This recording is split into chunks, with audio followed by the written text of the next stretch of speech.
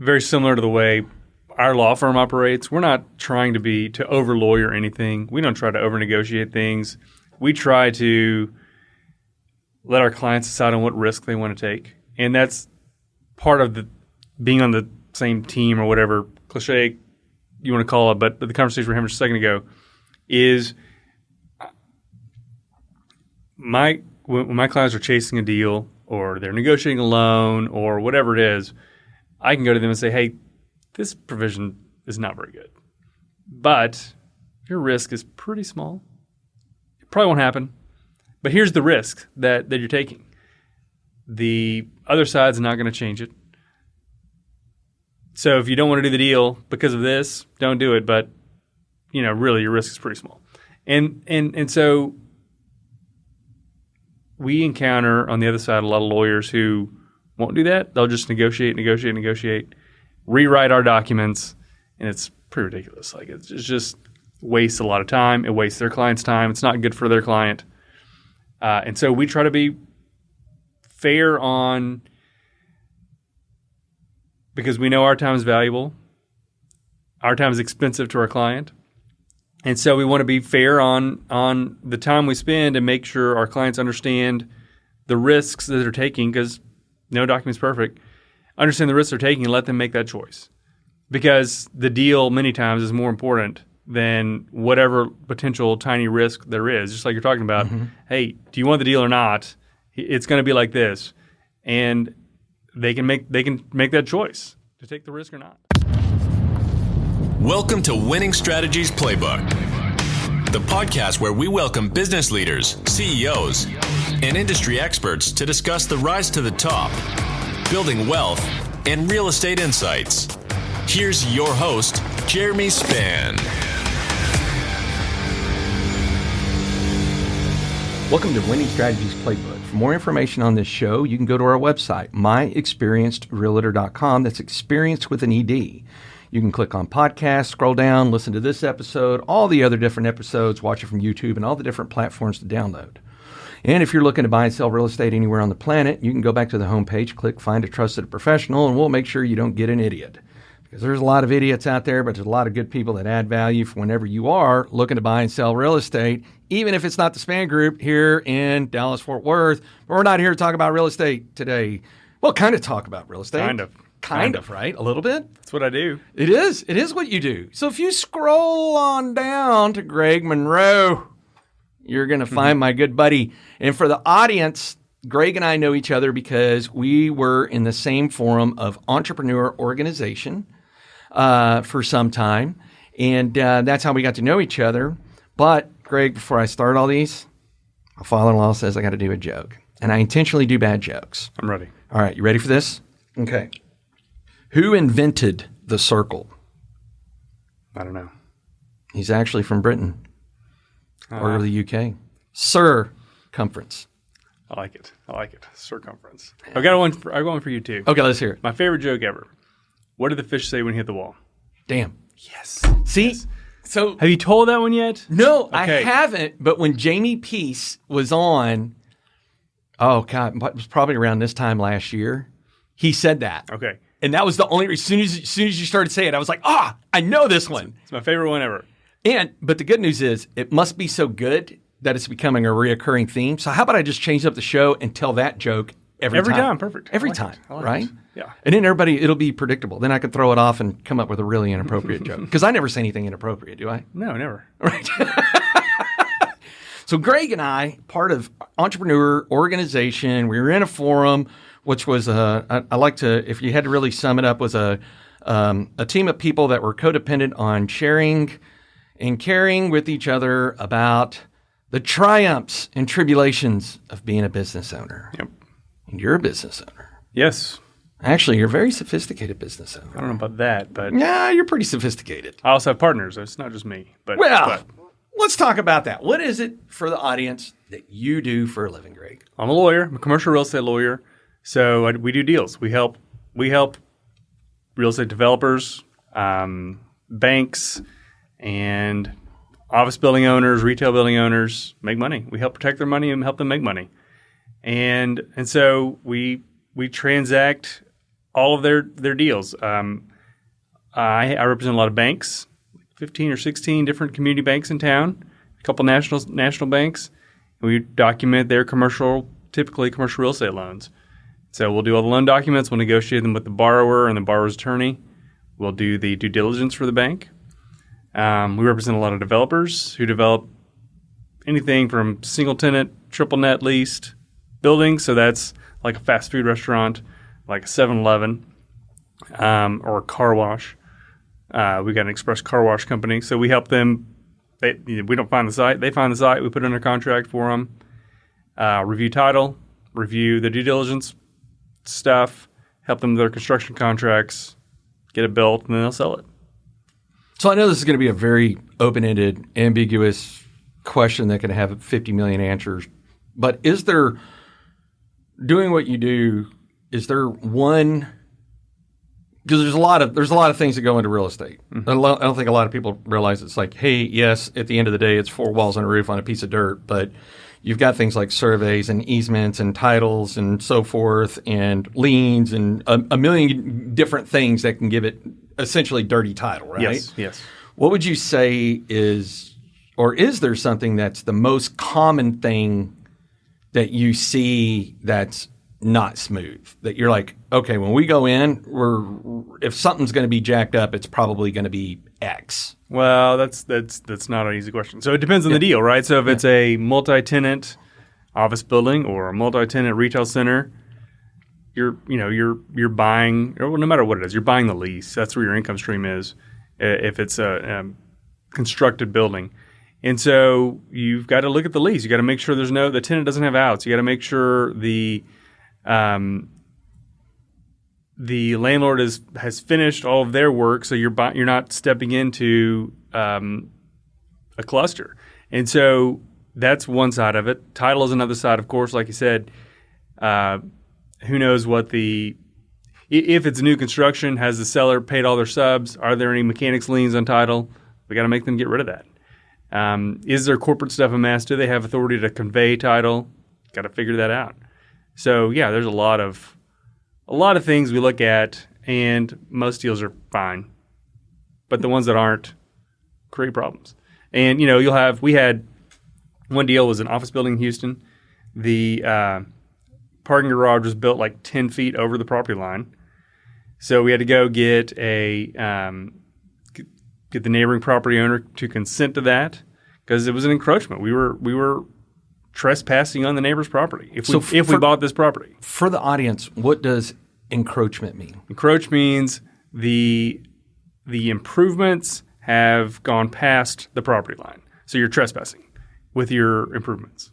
So we see a lot of that on the residential side. Mm-hmm. With a fence. Exactly. And it was really kind of interesting. Shed, driveway, right?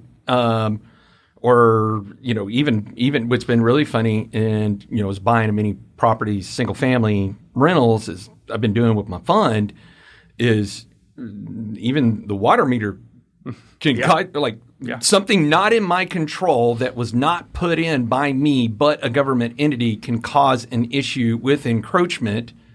And we found that on one of our properties because and this was a large, really interesting 76109 half-acre lot with an asset on it, right? Mm-hmm. You don't see that very much, especially in a zip code like 76109, unless you're down there at Colonial and you got lots of big houses. And I was trying to find out where the stinking water meter was on this thing. And I was walking every inch of this property where finally it was in the same container that was on the neighbor's property. They put them both together. Right. Yeah. And now, is this a deal killer, anything? No, but it was something that now that we know about it, when the property conveys later, that's something we need to disclose, right? Because I was really annoyed that it wasn't disclosed to me. Now, was it going to affect anything? No, not really. And as it turns out, the neighbor, longtime friend of mine, we had worked at Fort Worth PD together. He's former Navy SEAL, so I got to beat him up and make fun of him all the time. Not really beat him up because he's a very fit guy that could probably still take me. But it was just interesting on something like that. And then on one of my personal houses, when we went to sell it, is the neighbor had since sold to somebody else, and we loved the previous neighbor. Mm-hmm. The new neighbor, we just didn't know. And when we were going to do the T47, which is the form that you do with the survey, and the fence was somewhat on their property, even though this fence was built long before we had ever bought the house, mm-hmm. there was an issue being made out of it because we had to get his permission, mm-hmm. right? Mm-hmm. To say, hey, is this okay? And he was like, no, not okay. And then it was just this unnecessary back and forth because I was like, well, hey, if I'm going to put up a new fence, you're going to pay for half. Or you're getting the dirty side, one or the other. Right. Yeah, exactly. And so anyhow, so those little things. So I can only imagine that in commercial real estate, those things that seem small, like a parking garage mm-hmm. that's multi-stories with who knows how much concrete. What do you do in a situation if the neighbor says no? Well, we just killed a deal where it was in the north side of here, Fort Worth, and it was an industrial building, and the owners built the building. I think it was like 25 feet over the building line, so it was major. Now we were dealing with the city. We're not dealing with the neighbor. It was all on their property. It was just they built the building line as the minimum setback from the street or from the neighboring property or whatever. And so they built over that line, which was, required by the plat. And we had to go and get waivers from the city, and the city had all these fees to do it, and the seller wasn't going to do it. And I mean, we tried to negotiate a lower price to go and deal with all the work and kill the deal because we couldn't come to an agreement. But it was same thing. It was, having to go to someone even more difficult typically than an owner, than a neighbor. What, you're saying that the government's not the easiest to work with, Greg? Not always. Not always. What? Say it ain't not so. Always. Say it ain't so. Although they would have given it to us. Yeah. They would have given it to us. So, in one sense it's easier. You can always get it. It just sometimes takes longer and maybe costs a little more. But, we ended up killing the deal and didn't pursue it. Yeah. And it's, and so what's really interesting, especially, so I've got a very unique background in many things that I've done, and I've been very fortunate to work in a lot of different spaces where I've got more knowledge in real estate through not just the residential side, but the commercial mm-hmm. side and so forth than probably the average bear does, right? And which has been both a blessing and a curse. But I have been able to take that knowledge and utilize that in single family rentals, right? Yeah. Because at some point you're going to sell whatever you buy, mm-hmm. right? And the thing that's really interesting is my take on due diligence is so much more sophisticated than probably a person who's even seasoned in it, yeah. right? Because I don't want this stuff falling. Well, especially for houses. Oh, yeah. No one does due diligence on houses. No. Man, you would be surprised. It is like talking to a fence sometimes, depending on, there are good agents out there. And there are good agents that will represent your interests. And then there are bad agents. Recently, I talked yesterday on one of my episodes on one of those. And then you've got inexperienced agents. And then you just got some that, man, if they held onto their ears, they might be able to scratch out 2 brain cells, right? And that's why we've really prided ourselves on what we do in the Spann Group as far as representation of folks buying and selling real estate. Because, well, one, we're a lot different than the average bear, right? Most real estate folks don't have an attorney. Mm-hmm. Laura's an attorney, and I like what you said is to figure out where the loopholes are. So she's there to open the loopholes that benefit our clients and, close the loopholes that are liabilities to our clients, right? Mm-hmm. Which is really, when you look at it, if I had to sum up all that brain damage you go through to get a law degree, is really learning to be better at opening and closing loopholes. That's right. Right? That's right. Is because it's case law that you can utilize to leverage against something and so forth, right? And let's face it. Or you contract around it, which is what I do. Yeah. Or here's what's really funny is, with buying all these assets, we've been using a PSA, purchase sale agreement. And when it's off market, it is not an issue at all. When it's on market and I'm dealing with an agent who most likely only got a license because they got 70 out of 100 questions right, And I had a 25% chance of getting all 70 of those right because that's multiple guess tests. And I'm presenting them with a PSA.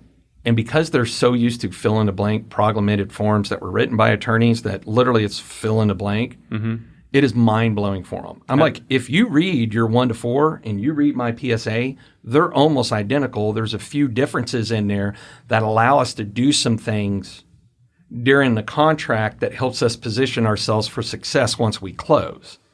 But you would think, like I literally just killed a deal because the guy was like, I'm not going to do it if it's a PSA. And I was like, well, here's the thing. You don't have to do anything. It's your client that makes a decision. Now, he has influence over the client, so I'm sure he told the client don't. But this guy was such a moron that he couldn't read the contract that I was like, you do realize you just cost your client money, and I was willing to give you more than what you're going to get from anybody else. We deal the same thing commercial. And so like my typical purchase contract is I've worked hard to make it plain language, make it easy to read. It's shorter than the NATCAR, which is kind of the typical commercial form you see, or the TAR form.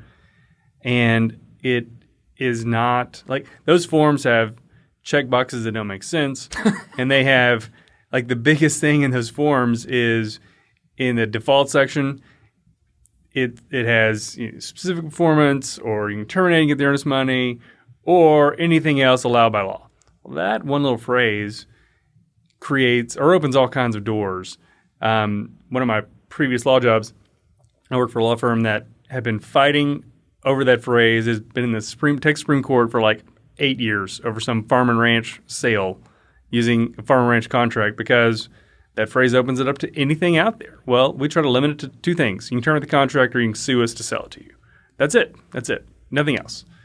And it's just, but the insistence to use the forms because they don't have to read it, and that's all it is. They don't have to read it. It blows my mind. How can you dumb it down for the dumb, right? Yeah. Basically. Yeah. And it doesn't. It's not a one-size-fits-all. So, like, for example, our feasibility, right, is I don't use inspectors on my houses. One, because I did that in the beginning, and inspectors are generalists, and an inspector missed quite a few things. Right. So the amount that I spend on an inspector, I could spend the same amount to just pay a fee to a plumber, electrician, a foundation, roof, HVAC, so forth, right? To come in there that is a licensed professional in that particular industry to tell me what's the good, what's the bad, because that's all I want to negotiate. So, like, for example, and thank goodness, and I got to give a shout out to this guy, Bo Jennings. He actually did a phenomenal job representing his client. Super easy to work with. Completely understood. We were using a PSA. So, Bo, if you happen to ever be listening to the show, I'm giving you mass love because you're a very good agent. But what we ran across is because we scoped the lines, the PVC lines with a camera, is a lot of houses in 76109, they have, they're old clay roots problems, right? So it ended up being a significant root problem that we were able to negotiate and get fixed prior. Or, because I'll tell them, look, I'll do the work. I just want the money at closing so that way I can pay a contractor to go in as soon as we close and get it done. Right, day one, they're going to start working on it. Right, because if there is anything I've learned is properties in 76109, look, you can deal with the old wiring, you can deal with the pier and beam, you can deal with termites and everything else, but if you got bad plumbing, it can get really expensive, right? Especially if you buy a house where somebody put in some new plumbing and never got it permitted, and you're wondering, like, what the hell does this go to? Like, why does this house have 15 cleanouts? Right. There's only 2 bathrooms. How does this thing have 15 cleanouts, right? And so, anyhow, so we dive into that to go back, and so that's part of it is to go, hey, look, we're gonna negotiate this, because I don't care about the nickel and dime stuff. You got cracked tile, paint looks like crap. I don't care about any of that. Like, I want to know what's going to be the things that could potentially disrupt the financial function of this asset, right? And another part of it too is as soon as we get out of feasibility, our PSAs are written to where we can go and start working on getting new tenants, right? We can utilize a number of things. So that way, if the property is incoming, it can continue to be incoming with getting new leases attached. And then the other part, you're absolutely right, is reviewing those leases. Now, what I will say is a lot of these leases very good for the landlord, but I mean, I couldn't believe that people were signing these things. Like, well, no one reads them. No one reads them. Like, they were horrible. Yeah. Like, why would you literally, if this house falls down, it's your fault. Yeah. Right? Like, literally, it was like, hey, even natural disasters, if something happens to the house, falls on the tenant. And I was like, you would sign something like that? Like, no way in hell I would sign that. Yeah. You know? And so it is really interesting is that having legal professionals that can get in there and identify these things that hopefully it was kind of funny. I learned this lesson, very expensive lesson many years ago. But you lawyers, you cost a lot less on the front end. That's right. Than you do on the back end. If I go, hey, I signed this. This is the shit show I got, and I need you to unfuck this for me right now. That's right. That's right. That's right. That's when y'all start licking your lips like, oh, we could fix it, but man, it's going to get expensive. Well, and you know, my good group of clients know that, and we have the one-off deals where somebody refers me to somebody and like, hey, can you just I'll pay you 30 minutes to look at this lease. I'm like, no, I'm not going to do it. You know, if you want to pay me 30 minutes, then you can pay me 30 minutes, but I'm not going to look at the lease. Yeah. Because it's going to take me 4 hours. Yeah. And that's just reading it. And then we've got to negotiate it. So, no. But the people who understand that it, like you said, costs a lot less up front, like, handle this. You know, just handle it. Whether it's putting a contract together or a lease or whatever, just handle it. Yeah. And it's so much less money. And they don't complain or care because they know that we're working to protect them and protect their asset and help them make money. Yeah. It's much easier to deal with up front. It really is. And an interesting thing, too, is when you are leasing even an office space, right? Mm-hmm. Those leases are significantly more complex than a lease that if you rented a house and you used a Trek form, right? Because there's so many expenses. You got to understand how the expenses are passed through. You got to understand because it's not just rent. You're not paying rent. You're paying rent plus, why are you paying electricity? And what share of electricity are you paying? Are you paying the taxes? What share are you paying? Is it based on the tax from the first year, or are you paying all the taxes that are passed through? It's different in every building, really. And office leases are typically gross leases, meaning all the expenses are included in the rent, but that's not been the trend for the last 10 or 15 years. There have been, and let me back up. In a gross lease, there'll be a base year, so the first year of the lease, all the expenses are included in the rent. The next year, you pay the difference. If the expenses, meaning taxes, insurance, common area maintenance, increase, you pay the difference, so you pay the increase, and each year it goes up and goes up. And there's different ways that that's calculated. And you got to understand that. And then, retail leases are typically triple net, meaning net. The rent is net of the insurance, net of the taxes, net of the common area maintenance. So you go lease a space for $25 a foot. Well, if it's got $12 a foot in expenses, you're paying $37 a foot. You got to budget for that. And a lot of inexperienced business owners who want to start a business and go lease space in a cool building don't know that. Mm-hmm. And, understanding how the lease works is important because it really reflects the direction of your new business that you're starting because that's your biggest expense up front. Besides staffing, of course, but if you're starting a new business, you don't have a lot of that. Or if you've got a very sizable financial obligation on a lease and then something like a global pandemic happens and you can't operate.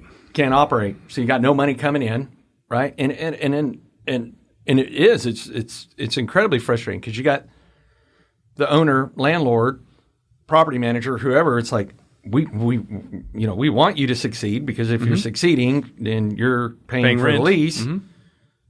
But if I evict you, pretty much nobody's in operations right now, so it's just going to be sitting there. So it could get very complex. I had a client who was downsizing space, like what we've seen after the pandemic of that particular situation, they weren't downsizing the amount of square footage they needed for any other reason is because it's one thing when your people stay home because the government stays home and then you tell them to come back and they have to come back. But what do you do when a workforce says, if you want me to stay as your employee, either I'm going to continue working from home, or I'll do a hybrid situation, right? Which everybody says, well, we'll just make everybody come back, till all of a sudden it's like, well, 75% of the population has said no. So I don't know if that's correct. I'm just using it as an example. Then you have to accommodate, but then you have to go, well, I'm paying for all this space, so I need to downsize. And in that particular situation too, not only was the client downsizing in the amount of space, but we had found a smoking deal on a 2-office suite asset that I was like, we need to get, man, I'm not going to lie, I'm really got to pat myself on the back for this one. I told him, I said, if you don't buy this, I'm going to buy this. Like, I could literally buy this thing and turn around and sell it the next day for $100,000 more. Like, turn around and flip it. Matter of fact, I could probably get it under contract before this thing even closes and just reassign it, make money on this thing, right? And so, anyhow, ultimately did, but he was concerned because he still had well over a year left on where he was at. And so as we talked to him, just said, you only got a year left. Go to the landlord and let's see if we can get a little buyout, right? Yep. And even though the buyout was very significant based on the lease, he's like, well, I don't want to spend that much. And I said, look, the answer is always no unless we ask. I said, let's go in at this number. He's like, there's no way they'll take that number. I says, man, we live in a different world right now. You would be surprised what people say yes to. He said, okay, took it. And he said, holy cow, man, they said yes. And I was like, are you happy? And he's like, yeah, because I thought I was going to have to carry this while being in the new one. So even though it was costing him money, his overall savings over the next 12 months was like, it was something ridiculous, like 30, 40 grand. Yeah.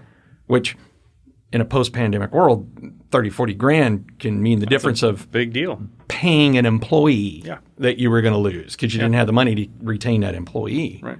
So those are really interesting things. So that's why, and like you and I work in an industry where we have a lot of people that claim to be a lot smarter than what they are, right?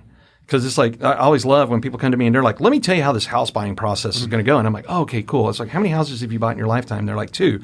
And I was like, okay, I close like 2 deals a week, right? Like, this is what I do. And what you're telling me is, first off, that's not going to happen. Yeah. And secondly, you don't want to be thinking that way, or else you're just going to be spinning your tires and you're going to be sitting here 3 years from now wondering why you still haven't been able to buy a house. Right. Right? Or sell a house. Right? I mean, actually, that's one of the reasons why most of the things that I buy are off market, right? So network, find out who's got an asset, I can acquisition, so forth. But on the on market ones, James, who works with me now, says, how are you able to negotiate these things on market? And I said, well, it's one of 3 things. Either the agent has no competence, the seller doesn't have any competence, or both don't have any competence, which are my favorite ones. One, they're more difficult to deal with, but I'm able to get their property below market value as an on-market house where our inventory is less than 1 month. Right. Because they think they know what they're doing more than what they actually have that business acumen to do, right? And I'm just like, and then once we're able to overcome their objections, clearly show them, look, if I would have sold your house, this is what I would have told you, and here's how you would have yielded a lot more than what you're yielding from buying it from me, right? But, hey, as Jeff Foxworthy says, you can't fix stupid, that's right? So, but it is important to have professionals. You need to surround yourself with people that are experts in what they do, right? So it's like, for example, I mean, would you go to a dentist and ask them to do open heart surgery on you? Nope. Hell no, right? And, like even – and I'm sure, like, I'm making an assumption, but I'm pretty sure you agree with this. So people think because you're a lawyer that you know all things and everything lawyer related, from criminal law to every bit of anything else, right? Oh, yeah. And people make that assumption because they're like, oh, but you went to law school and you're a lawyer, and like even with me, if somebody came to me and said, hey, I want to buy a 50-story office building over in Dallas, I'd be like, hey, cool, let's go recruit somebody that really knows how to do this. Right.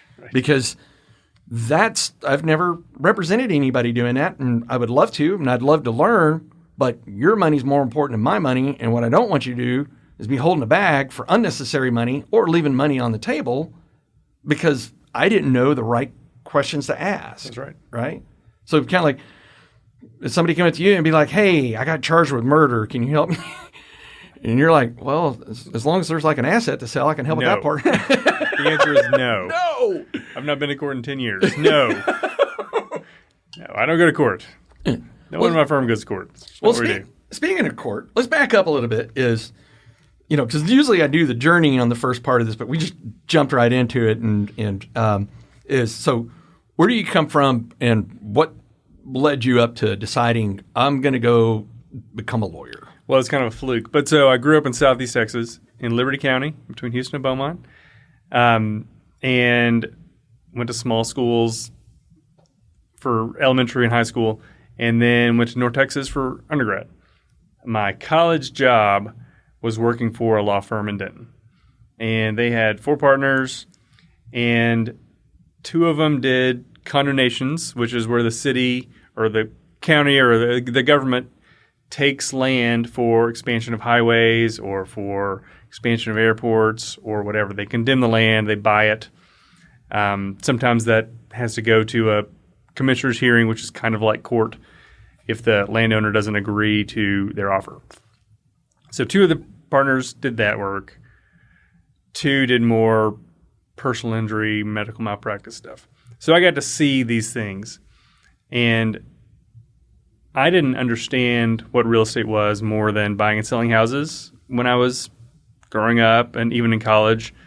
I used to, when I was growing up, my mom's family lived in Louisville, so we drove to Dallas, through Dallas, every holiday generally. And, you go see the big green building, and it has Chase Bank or whatever on the top. Well, I thought that was the whole bank. I thought the whole building was whoever's name was on the top. I didn't understand that was leased to, 100 different tenants. I didn't get that. So I got into the real estate thing watching these guys do condemnation work, and they had – so they would send me to go to the courthouse to go and kind of research the property records a little bit, find out who owned this, little strip of land because we're expanding a road. They let me go and serve the little lawsuit things sometimes, and so I'd have to go find people, and it was fun little thing, not just filing papers. It was good entry into the I guess real estate world. And they had one deal where they represented the landowner that surrounded Alliance Airport. The city of Fort Worth was expanding Alliance Airport and offered, $500,000 for this piece of land. And the lawyer's like, okay, wait a minute. If we sell this land to you, our property, which they have, 100,000 acres, our property is landlocked. You're taking away our access to any road. And the city didn't realize that. And so, they negotiated back and they're like, we're landlocked. You're taking away our access. You can't pay us $500,000. You need to pay us $5 million. I don't know what the numbers were, but it's something major. And they're like, yep, you're right. Okay. And they wrote that check. And the attorneys got an $800,000 attorney fee. I'm like, this is the business. This is where I need to be, right here. And so they were super nice to me. They gave me a $15,000 bonus when I was in college. That was an amazing deal. And so it really piqued my interest on the real estate thing, because I didn't know what I was going to do when I was in college. Both my parents are teachers, and they both have their master's degree. They're well educated and have now retired. So I thought maybe I'd be a teacher. I walked into a school one time in college for the observation, and I walked right back out. I was like, this is not for me. I'm not going to work with other people's kids. And so I applied for law schools my last semester of college and got in to Wesleyan. I applied to all the ones in Texas on the late deadline. And so I was waitlisted a few places, and Wesleyan said, hey, we got a spot for it. Okay, I'll try it. I'd never really been to Fort Worth. I'd been once or twice and moved to Fort Worth and loved it. And so I got a job in law school working for a commercial real estate company, just as a broker's assistant. And so I was preparing leases, office leases. They did mostly office work. And touring little spaces. Should I have been doing that? Probably not, but they were little bitty ones, so no one cared. And I really saw the inside world of how it worked, and I loved it. And I got my first job kind of meeting people through that company, and then they turned over to become a client, and they're one of my big clients now, and I've been representing for 15 years. And so it's just like it's been step, and then once I got in, I loved it and wanted to find out how to do it, and that's how I've shaped my career is to become a real estate lawyer. My first real law job, I worked for a small firm that did kind of one partner did construction work, so that was more litigation. One partner did transactional real estate work, represented a few banks, did some commercial work, and I worked mostly for him. They split up. I went to a bigger firm that hired me to do litigation because in 2009, there was no real estate work to be done. But I said, okay, I'll come in and do what you need me to do, but here's what I want to do. And they said, that's fine. Build it, and you can do that. But right now, we need you to go to court. And so 1 year later, I was no longer going to court because I had my own business. And it because I had a few key contacts and did good work and was able to turn things around quickly. Maybe the good work part is too strong of a word because I didn't know what I was doing. But I tried hard and turned things around quickly. They kept referring business, and in 9, 10, when there was very little to be done, I was busy. And all those guys have exploded since then. And I kind of grew up with them as a lawyer and as they were growing up in their real estate development life cycle, and it's been great. So what is it about it that you love? Because you said that word multiple times. So I like to, it's so neat to me to drive down the highway and say, hey, I work on that building. I work on that building. I do the leasing for that building. My clients bought that building. I helped finance that hotel. It's so neat to see the tangible, real things that I'm working on. And I love to see the business, how these guys make money. It was just a new world to me when I got into law school and worked for the commercial real estate company and truly understood how office buildings were leased. And there were so many tenants. I was like, wow, this is amazing. Because again, I thought it was the bank that had their name on the top that had the whole building. I thought it was just their building. And it was mind-blowing. So I love the business side of it and seeing how that one asset houses so many companies and the management of how it's run to help, or not to, I guess it help, but how the landlord makes money on all these leases. It's just a fun experience to see, I think. It's kind of funny, and this is why I love doing this show, is one, when, let's say somebody needed some commercial real estate legal advice, right? Mm-hmm. Or retainer. Not advice seems always free. Retainer means we're not working for free. And as I've said on this show, there's 3 things I've learned in business is 1, your time's not free. 2, don't be in the convincing business because you don't have that magical power. And 3, stop worrying about what everybody else thinks about you, because the haters are going to hate. The people that love you are going to support you, and just hustle till the haters ask if you're hiring. That's right. Right? It seems like we do things because of money or power or control. But really, I hear you talking about just driving down the street, and I know your wife and your kids, right? And you're able to go, man, that was my project right there, right? Yeah. And it's just something cool about that, because it's also when you get to take pride and passion and purpose into something that you're doing that's more than just a paycheck, right? Right. Because let's face it, as being business owners, there's a lot of BS that comes with being a business owner that if we could just not deal with would be fantastic, right? And but like one of the things is, so we got into buying these off-campus single-family rentals in 76109 TCU, and now we're just about up to 30 assets, right? In 18 months, pretty quick, pretty moving. Learned a lot of lessons, a lot of good ones, some very bad ones that were very painful, some expensive ones.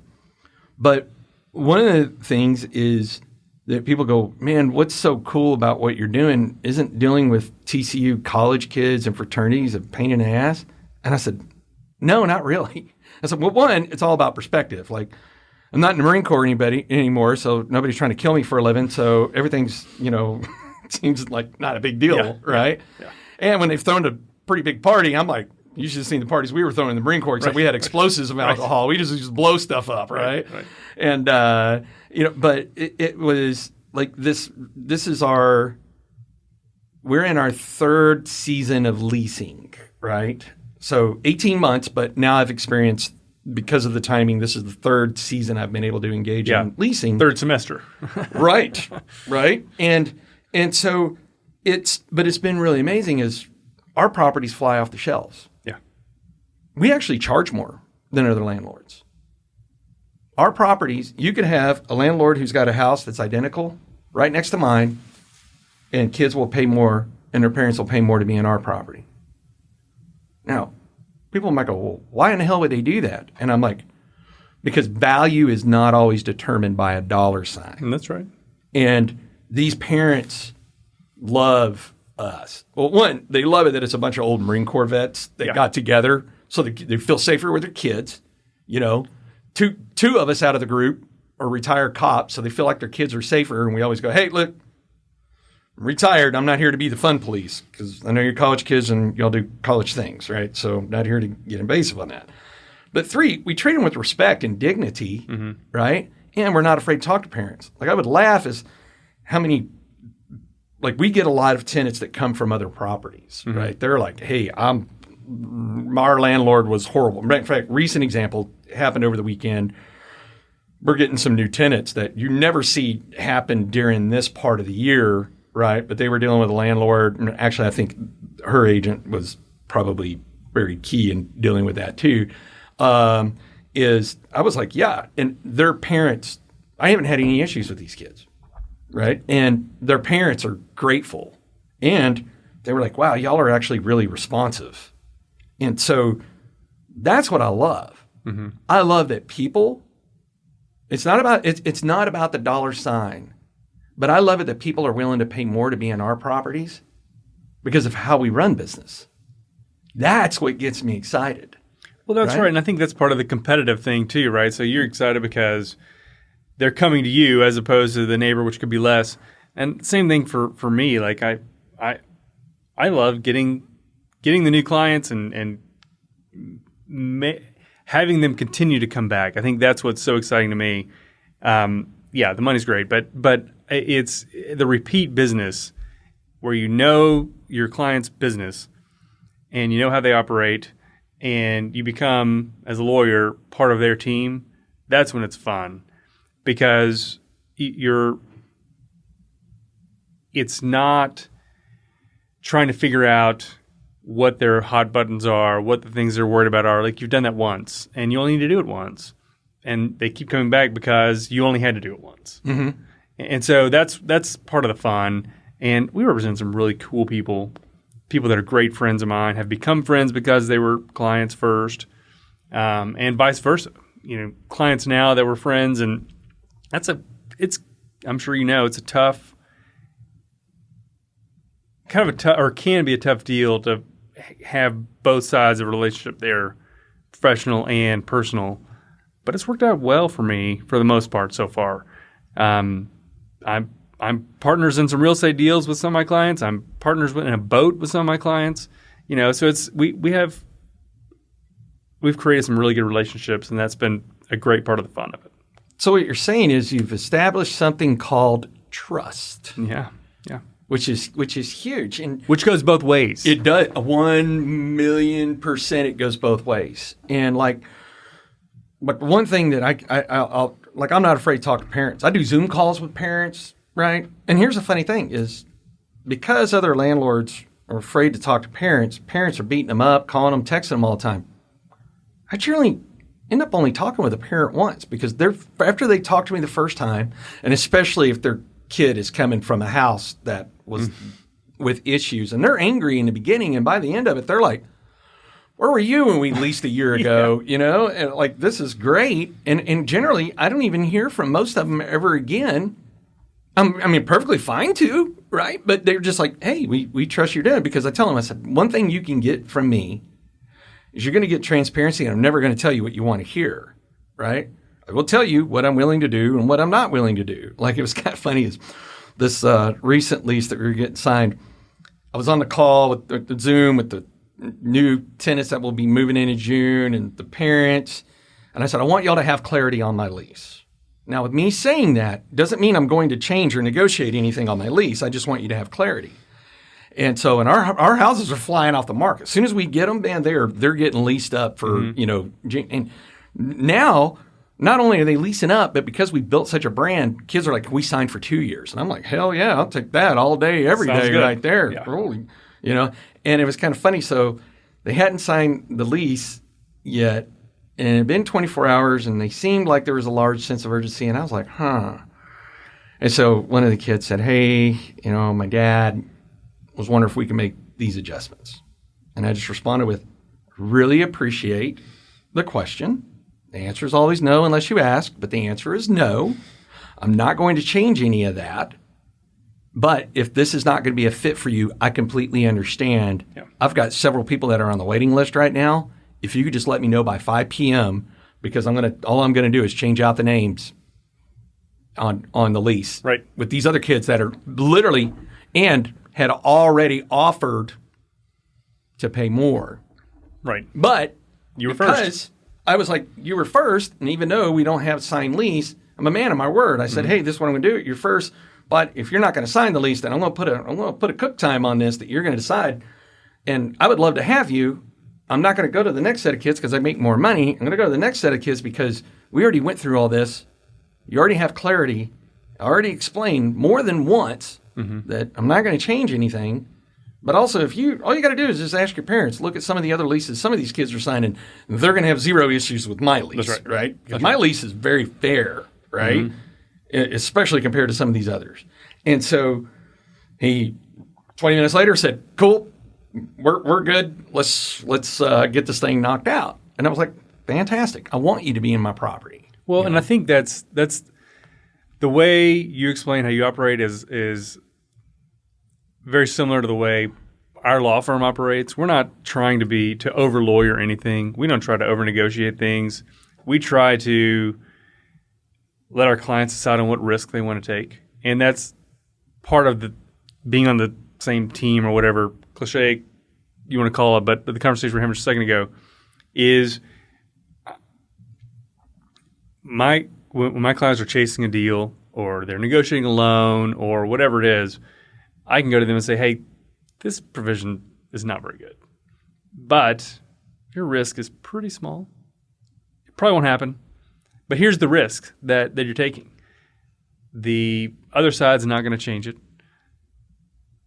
So if you don't want to do the deal because of this, don't do it. But, really your risk is pretty small. And so we encounter on the other side a lot of lawyers who won't do that. They'll just negotiate, rewrite our documents, and it's pretty ridiculous. Like it just wastes a lot of time. It wastes their client's time. It's not good for their client. And so we try to be fair because we know our time is valuable. Our time is expensive to our client. And so we want to be fair on the time we spend and make sure our clients understand the risks that they're taking, because no document's perfect. Understand the risks they're taking and let them make that choice. Because the deal many times is more important than whatever potential tiny risk there is. Just like you're talking about, hey, do you want the deal or not? It's going to be like this. And they can make that choice to take the risk or not. Well, and it's a really interesting thing too. This is why I like actually having appearance in the beginning too. Is I'm like, look, our leases, well, yeah, they cost a little bit more. We also do a lot more, and you're more than welcome to go talk to other parents and other tenants to see what they're experiencing. Judge me on the results of my actions, not my intentions. People hear me say it very often. Look, I'm a talking bobblehead. Call me a liar. Whatever you want. Look at the results of my actions. Yep. Let that speak for me. And I tell them, I'm like, we're going to part of what we do is we handle your landscaping. We handle your pest control. We come in and check your air filters once a month. There's all these things that we do. We respect your kids' privacy. We unless they call us and say, hey, there's water coming out the walls, it is our full intention to give them at least 24 hours notice before we're coming because kids do kid stuff in college, right? And so that's why I was like, look, I want to build when I started this, I wanted to build a brand where it's kind of like when you were talking, you kind of trickled on this a little bit ago, is other properties for lease are really not my competition. The tenants are my competition. That's right.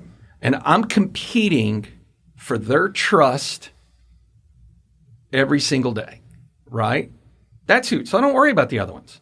And it's also probably why we're getting significantly more. When other landlords find out what we're getting, they're like, how do you do that? And I was like, well, one, I don't nickel and dime them like you do. Or no kidding, is you and I actually have a mutual friend. And after the tenant signed for moving in June 1st for their senior year, and I asked him, and I hadn't thought to ask him, so where were you rent before? And they told me where and from who. And I was like, what was that like? And they were like, man, we came to your property because we actually have a bunch of fraternity friends that live in your properties, and they do nothing but sing your praises. And the one we're leaving, it wasn't that he was bad, but he wasn't good, right? It was just very meh. Yeah. Like, hey, pay your rent, house still standing, whatever, right? Yeah.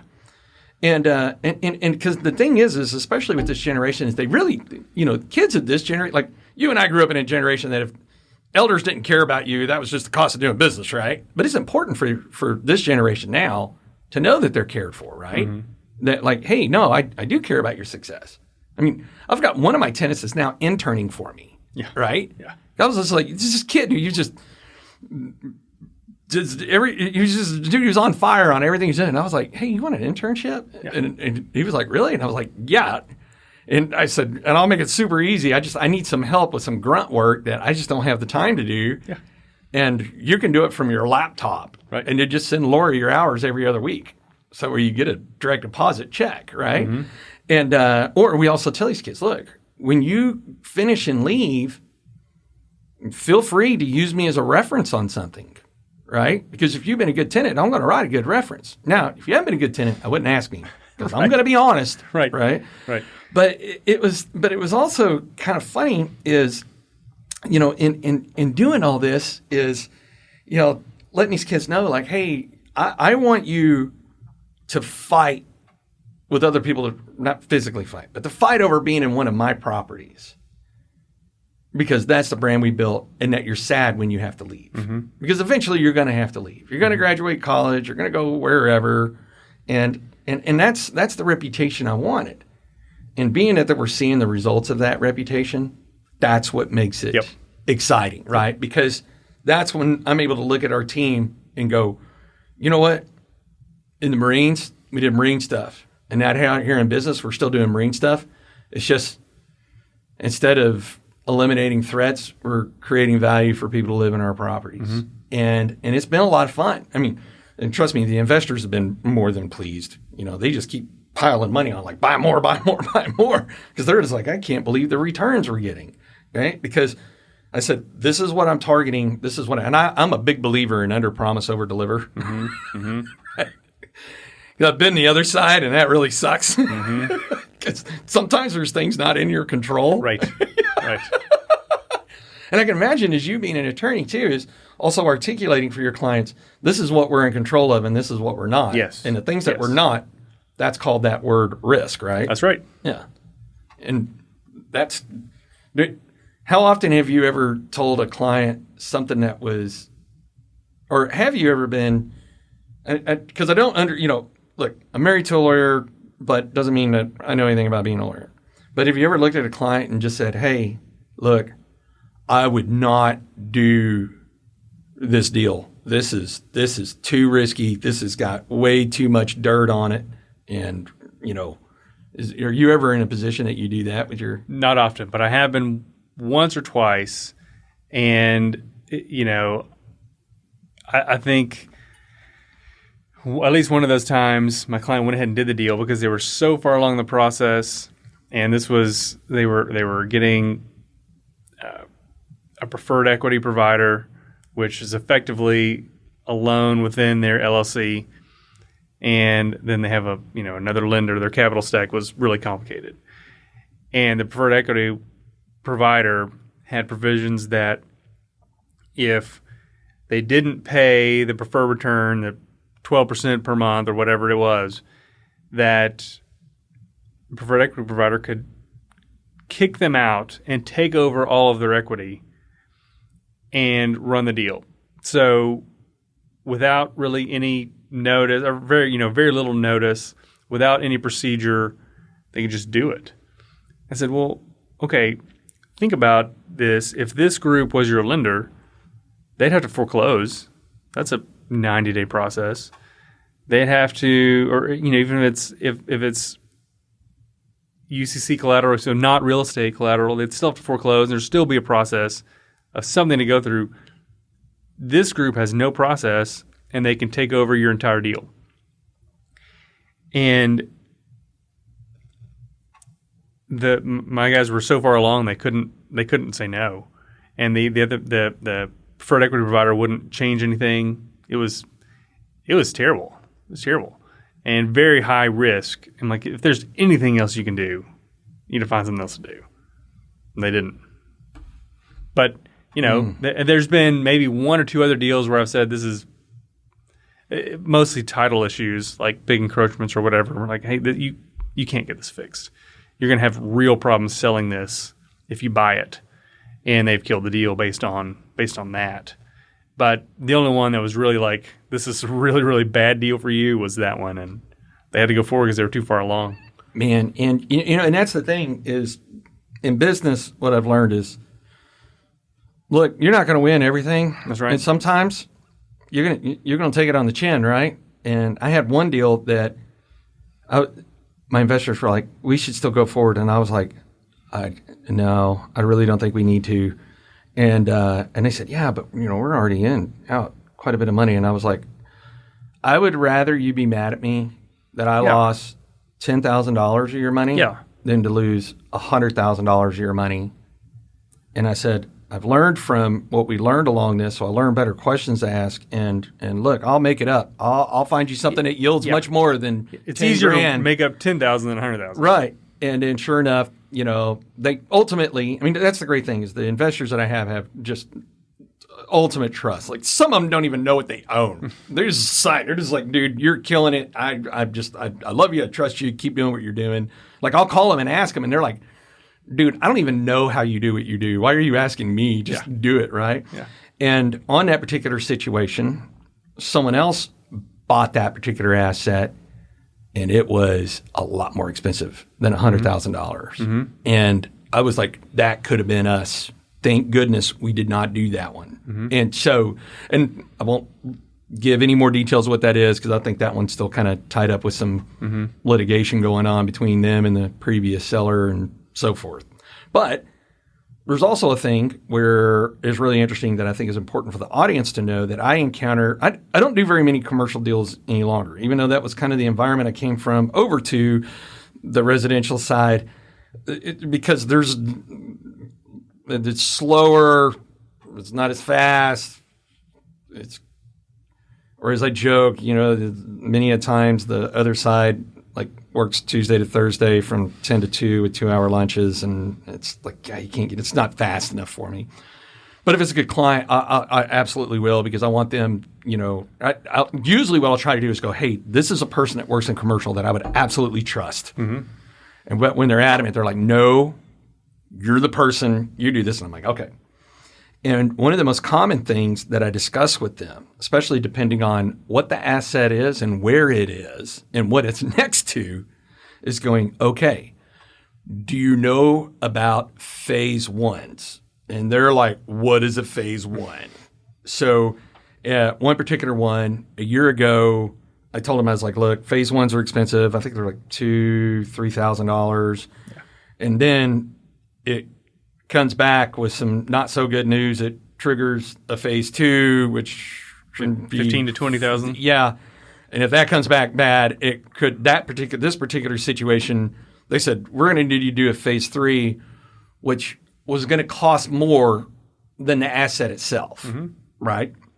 And I told them, I was like, look, and we were only in the phase 1 part, and I just said, look, nobody likes to eat a couple of grand, but I would rather eat a couple of grand than be stuck with a cleanup that's going to cost you more than what you bought this asset for. Because while this asset will appreciate in value over the next number of years, you're just not going to. You would have to own this thing for 50 years to recover what this thing's going to cost you. Well, but that's it's an insurance policy too, because if you do a phase 1 environmental site assessment and it comes back clean, but then something pops up that there's oil in the ground or whatever that had been poured in the dirt, and you own the property. So the owner of a property, when there's a hazardous spill, it's strict liability. Whoever owns it is liable for it. Mm-hmm.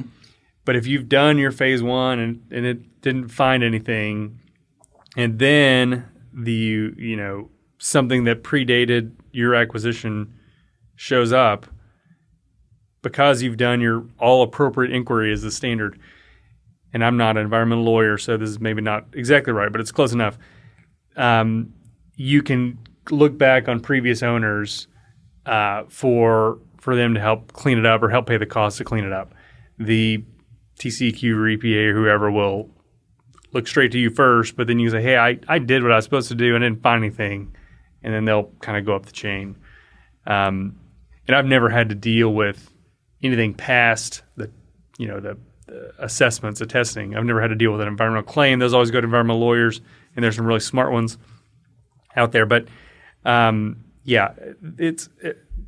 wouldn't recommend anybody buy a piece of property without spending the $1,500, $2,000 to do that. That's just part of your due diligence. I mean, if you're buying commercial real estate, you're spending more money, and you spend more money on due diligence. That's part of it. Yeah, and you have to expect it. The guy that does my phase 1s, I've got several. But one of the things I like about them is they'll look at it and they just tell me, this thing's been nothing but dirt. You don't need a phase 1. Yeah. But when they go, I recommend getting a phase 1, I'm like, look, I've seen him say no enough times that if he says yes, then you need to do the phase 1. That's right. And because also something that I tell folks that you want to do these phase 1s because, one, I think the government has demonstrated over the last couple of centuries that the government's going to do what the government wants. Mm-hmm. And what you don't want is the government to decide that particular area they're going to revitalize, and then now they're going to come in and be like, you have a cleanup. And what do you get to play? Ignorance? Well, I didn't know I had any issues. You can go, no, I did a phase 1. And by the way, it doesn't matter. You own the property, so you're responsible. You're still responsible, but you at least have options, right? Mm-hmm. And that's what you want to have is options of what we can go do. And like doing due diligence is I got another client. He's buying a couple of acres here locally, and he wants to build a certain type of asset on it. And again, these guys, Patrick and Colin, y'all are by accident listening to this episode, y'all have been great to deal with as well. Because on my show, I do slam some people in this industry, but I also want to be the first to go when I work with someone really good. I want them to get kudos for that. And so like on this particular one, as we were going through, I told him, I said, look, I know that you just think you're buying 2 acres and that this can be done in 15 days, and you could, but you don't want to go down that route because you don't want to be stuck with 2 acres that you can't sell because you didn't find these things out. So we had 30-day feasibility, got through, found out title had some covenants. So we explored that and extended 15 days to get all that done. So title attorneys were like, okay, this is what it is, this is what it isn't. So the covenants aren't going to prevent us from doing that. And I said, okay. But what the covenants say on this doesn't have anything to do with what the local government will ultimately come in and say you can and can't do, right? And so then we went to there and they were like, okay, this is what we recommend, which essentially was going to add another 45 days of getting things approved. And I said, to me, I would rather go ahead. I mean, you've already spent some money on some, title attorney stuff to learn what you've learned. And now you're going to go spend some more money on an architect, engineer, and so forth to take these plans to the city, get them approved before you're out of due diligence. But would you rather be out 10 grand at the end of the day and be able to do what you thought you were going to do, or out 10 grand and be able to go, nope, need to cut ties because as it turns out, this thing's just going to be a piece of dirt here until the city changes its mind later down the road, which we never know when that's going to happen. And he was like, you know what, that actually makes a lot of sense, and I would rather know that. So we were able to do that. But that is the important part of due diligence. If you're going to buy something, know what you're buying. Well, that's why commercial deals take longer. That's why they're slow, because it's not only about knowing what you're buying. It's about getting as much done while you don't own it, while you're not spending money on the property, so that you can start whatever you're doing the day you do acquire it. For a development deal like that, you want to have your plans in place. You want to have, and you want as much time that you're not paying a loan on the property that's not making any money as possible to do that. So you want to extend that contract as long as you can. Oh, yeah. You have due diligence periods, you have permitting periods, you have all these things. I mean, those can take 2 years sometimes. Well, aside from commercial real estate, you're passionate about something else as well. And a little nonprofit. Why don't you tell us about that? Yeah, so I'm on the board of the Methodist Justice Ministry, which is a nonprofit law firm through First United Methodist Church. Brooks Harrington is the founder, and he's still an attorney with the group. And it's an amazing organization. It helps mostly women and children who are in domestic violence situations or any other bad situation. So that they effectively do family law work in domestic abuse situations, and they are able to do it without requiring or without an income requirement like legal aid has to have. You have to be a certain level of in poverty or whatever it is with legal aid, and a lot of people are cut out because they have a job and they make enough money to not qualify for legal aid. Well, that doesn't matter with Methodist Justice Ministry. They can take the cases that need to be taken. So they're helping the people who really need help, because even though you have a job, you don't qualify for legal aid, you still can't afford a lawyer. And especially you can't afford a lawyer when you need something right then. You need a restraining order or an injunction, or I don't even know those terms anymore. But if you need those things, they're able to step in immediately and help. And there's 3 attorneys now, and they work really, really hard. It's a great organization. Wow! And how'd you get involved in that? Well, so it is an organization through the church, and I met Brooks at the church, but I was so impressed by him. He wrote a book too, which is amazing. But I was so impressed by him and what he had established. And they were expanding their board, and so a couple years ago I was on the board. I got on the board, and it's been a really fun thing to see, and fun to see how hard the staff works and how much they care about their clients. And it's been amazing that some of the non-attorney staff are former clients, and they've got great stories from how the Methodist Justice Ministry helped them out of a bad situation. Some of them are, well, I'm the aunt of these kids who were in a really bad situation. I took them over, or I'm the grandmother or whatever.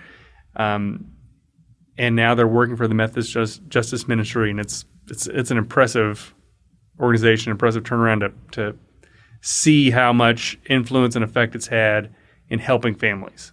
So if somebody wanted to get more involved in that or donate to it or whichever, I think the website's methodistjusticeministry.org. Okay.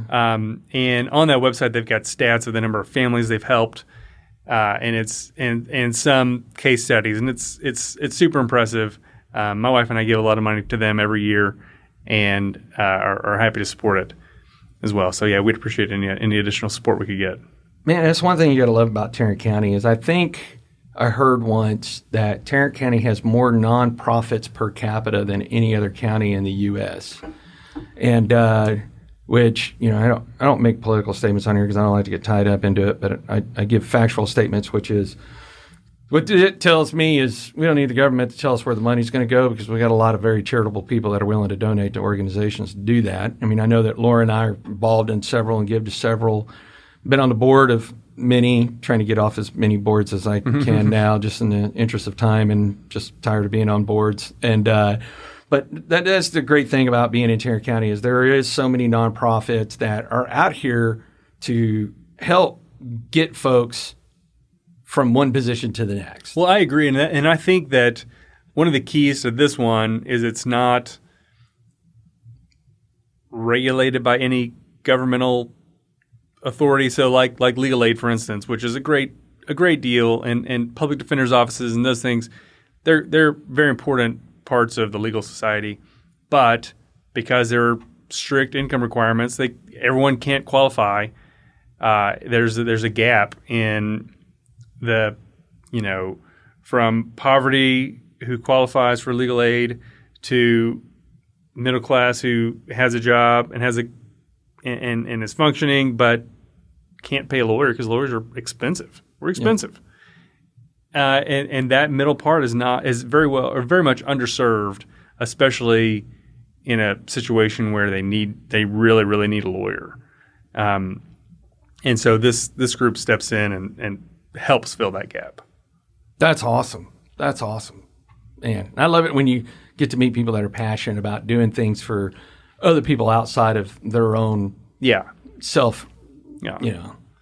So, I wish I was a good enough lawyer to go and actually help do that stuff, but I can at least help support them while they go to it. Yeah. So speaking of self, let's go back to 20-year-old self. If you could go back and talk to 20-year-old Greg and you knew Greg was going to listen to just one thing, right? Like either do or don't do this, and you knew that you could go back and spend 5 minutes with 20-year-old Greg, what would you tell 20-year-old self? I would tell 20-year-old self to invest more money than 20-year-old self did. So, I told you I got this $15,000 bonus when I was in college, and I think I bought a car with it. And that was cool, but man, if I had invested that $15,000, it would be worth a lot more now. And just obviously, but one of the things that's fun for me, again, in watching my clients' businesses grow and how they invest money and make money on buying and selling and leasing real estate, which I do too. It's fun. Like we invest with some clients. We invest in some other deals. I've got a small little investment group where we invest in bigger deals. And had I started then, instead of starting, 6-7 years ago, or maybe up to 10 years ago, would be a big difference on how the money churns and cash flow it was built. But it's okay. Compounding interest is a wonderful thing. Isn't it is. That's what I tell myself is to focus more on how your money makes money rather than spending it. That's been the first one that's been dropped in here on what would 20-year-old self say. So that is sound advice. So people want to learn more about you, your firm. How do they find you? Well, so our website is BAMO Law, BAMOLAW.com. Our firm is Baker Monroe. We have 3 partners, Chris Baker, myself, and Justin Houston. But our website has all the information on it, all of our contact information, and we'd love to hear from you. Man, and just in case you were driving down the road and you didn't have a chance to catch all that, you can always go to our website, myexperiencedrealtor.com. Click on podcast, scroll down to Greg Monroe, and we will have the links there. And trust me, if you need good, sound legal advice, especially if you want to buy some commercial real estate, this is the guy you want to talk to. And as always, if you're looking to buy and sell residential real estate or any type of real estate anywhere on the planet, want to make sure you get connected with a professional, you can click to find the trusted professional on our website, and we will get you connected. Greg, thank you for coming in. Thank you.